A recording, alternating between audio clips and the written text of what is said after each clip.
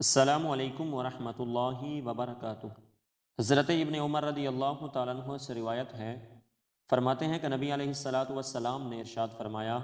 نماز بغیر وضو کے قبول نہیں کی جاتی اور نہ صدقہ حرام مال سے قبول کیا جاتا ہے۔ حضرت ابو ہریرہ رضی اللہ تعالیٰ عنہ سے روایت ہے، وہ فرماتے ہیں کہ رسول اللہ صلی اللہ علیہ وسلم نے ارشاد فرمایا،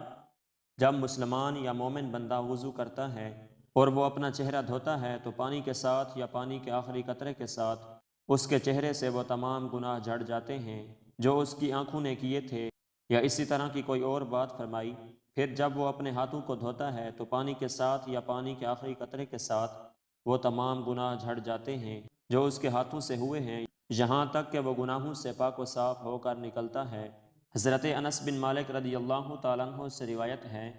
وہ فرماتے ہیں کہ رسول اللہ صلی اللہ علیہ وسلم جب قضاء حاجت کے لیے بیت الخلاء میں داخل ہوتے تو پڑھتے، اللہم انی اعوذ بک من الخبث والخبائث، اے اللہ میں تیری پناہ چاہتا ہوں ناپاک جنوں سے اور ناپاک جنیوں سے۔ حضرت عائشہ صدیقہ رضی اللہ تعالیٰ عنہ فرماتی ہیں کہ حضور علیہ الصلاۃ والسلام قضاء حاجت کے بعد جب پخانہ سے نکلتے تو فرماتے، غفرانک، یعنی اے اللہ میں تیری بخشش کا طلبگار ہوں۔ حضرت عبداللہ بن ابی قتادہ رضی اللہ تعالیٰ عنہ سے روایت ہے، وہ فرماتے ہیں کہ رسول اللہ صلی اللہ علیہ وسلم نے اس بات سے منع فرمایا ہے کہ آدمی اپنے داہنے ہاتھ سے اپنا ذکر یعنی عضو تناسل چھوئے۔ حضرت سلمان فارسی رضی اللہ تعالیٰ عنہ سے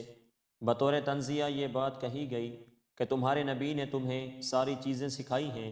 حتیٰ کہ پیشاب پخانہ کرنا بھی، تو سلمان فارسی رضی اللہ تعالیٰ عنہ نے بطور فخر کہا، ہاں ایسا ہی ہے، ہمارے نبی نے ہمیں پیشاب پخانہ کے وقت قبلہ کی طرف منہ کرنے، داہنے ہاتھ سے استنجا کرنے اور 3 پتھر سے کم سے استنجا کرنے اور گوبر اور ہڈی سے استنجا کرنے سے ہمیں منع فرمایا ہے۔ حضرت ابو عبیدہ رضی اللہ تعالیٰ عنہ سے روایت ہے، وہ فرماتے ہیں کہ رسول اللہ صلی اللہ علیہ وسلم جب قضاء حاجت کے لیے نکلے تو آپ صلی اللہ علیہ وسلم نے فرمایا، میرے لیے 3 پتھر ڈھونڈ لاؤ۔ میں 2 پتھر اور ایک گوبر کا ٹکڑا لے کر آپ صلی اللہ علیہ وسلم کی خدمت میں آیا تو آپ صلی اللہ علیہ وسلم نے دونوں پتھروں کو لے لیا اور گوبر کے ٹکڑے کو پھینک دیا اور فرمایا، یہ ناپاک ہے۔